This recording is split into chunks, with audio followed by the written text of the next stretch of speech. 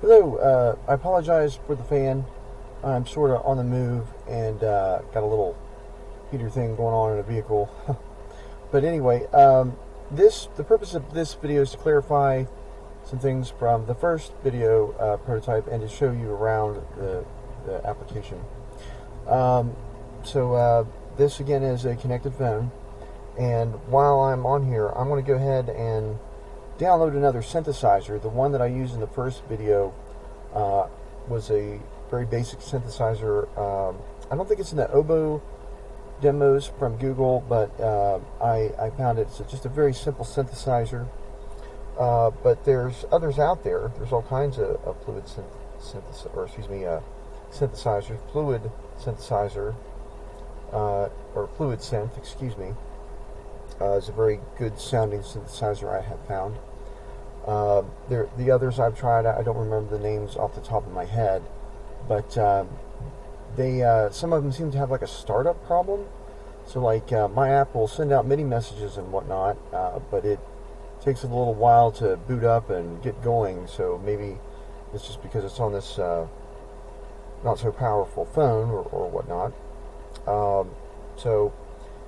To play with it a little bit more, I'm going to go ahead and use this synthesizer with the SANDBOX prototype. And same situation as before, I'm just going to go ahead and throttle the speaker output as opposed to using headphones. And that kind of killed two birds with one stone, allowing me to demo the app the quickest without splicing a cord.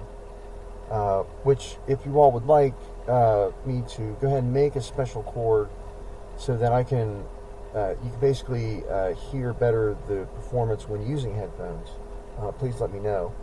Otherwise, I'm going to move on to having my own internal synthesizer, or finding some other way to get that signal as it records so that I know how to cancel it once it comes out of the speaker and before it goes back into the mic. I mean, it's going to go into the mic anyway.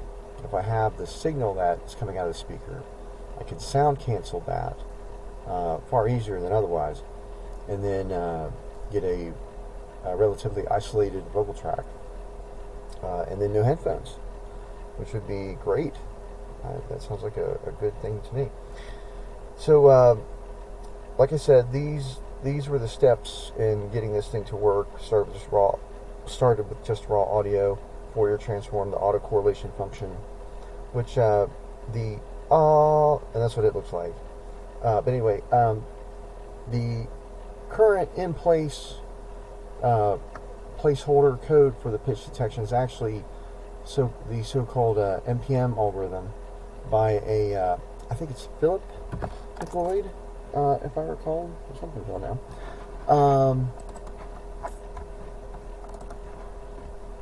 That would be this fella. Can't quite remember the university. Don't know his last name. Sure it's spelled right. Yeah. Huh. How about that? Yeah. This is. There's this paper. I think there's a thesis. University of Otago. Hopefully I'm pronouncing that right. If I mispronounce anything out there, please forgive me. But anyway, someone had implemented it as open source and I dropped it in. But it is not his complete algorithm. So that's what the pitch detection is using.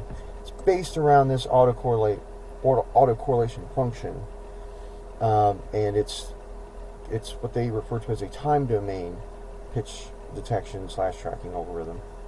The Fourier transform that's utilized, which is pretty quick. Got one that's in double precision mode, which is more precise and quicker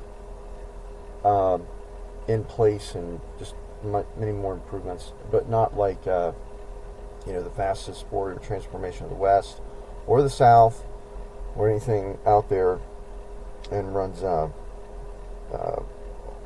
little more than double what this one does. And this is a great algorithm that's also open source for that. But anyway, so of course, we're all interested in pitch estimate. But last time I used this synth example Android test, and that is this app here. And it's like a Google demo app, but it responds immediately. Fluid Synth responds immediately. Like I said, there's some synths out there, they don't seem to have a real quick startup time, so you're sending MIDI data, but they're just not doing anything with it. So anyway, as before, this is the MIDI channel. This is the MIDI patch number. So now we're going to see how Fluid Synth sounds. So, ooh, ooh,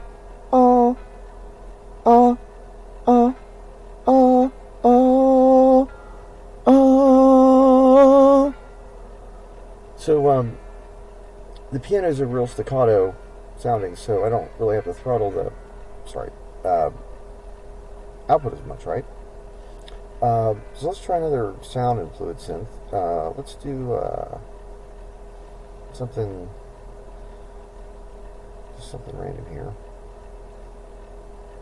And this restarts every time you do that.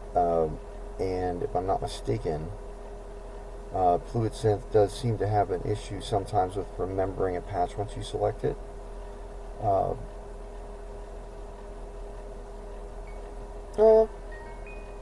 Yeah, now it's back to piano, right? So let's go here. Oop. Looks like the prototype crashed. But anyway, let's do harp or strings. Let's try that again. Again, keep in mind, this is a prototype. There's a lot of code in there that I would never put in production or even QA or otherwise. It's just not the way to do it, but it was the quickest to type up to get a quick answer on whatever I was working on. And plus, there's pieces in there that aren't going to be used. So it's definitely a very, very rough, I'd say pre-alpha version of what the finalized PITCHIN product is envisioned to be. So anyway, let's try Fluid Synth again. Ooh. Back to piano. So let's try tremolo strings while it's running. Ooh, ooh.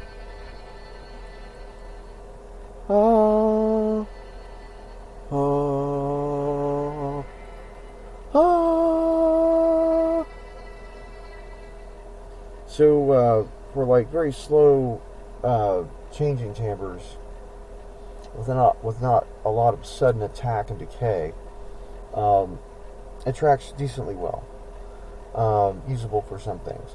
But for staccato timbres and real rapid vocal attacks and stuff, this algorithm is not going to get you professional results.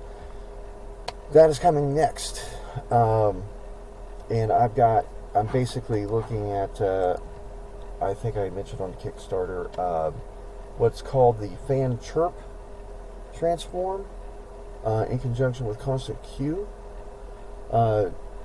Since it solves the pitch problem, it's much easier to track vibrato changes.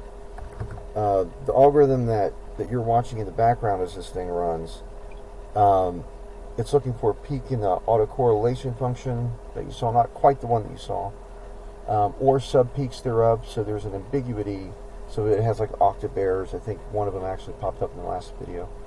But it's also not like overlapping any of the analysis frames. So like if you go to audio and just look at the raw audio, you're seeing every I believe 1024 frames, if I remember what I did, and then the very next 1024. So there's no overlap. Typically in the algorithm I just showed you, there is at least quarter, around a third or a fourth, maybe even a sixth overlap to properly get onsets, offsets. So as I mentioned, as this thing stands right now, it's not bad, but it could be much better. So anyway, thanks again for your time. If you have any questions, please don't hesitate to ask. or any comments, anything. I'm all ears and eager to hear and see what you have to say and what you would like to see in this type of app. And finally, thank you for your time and your consideration.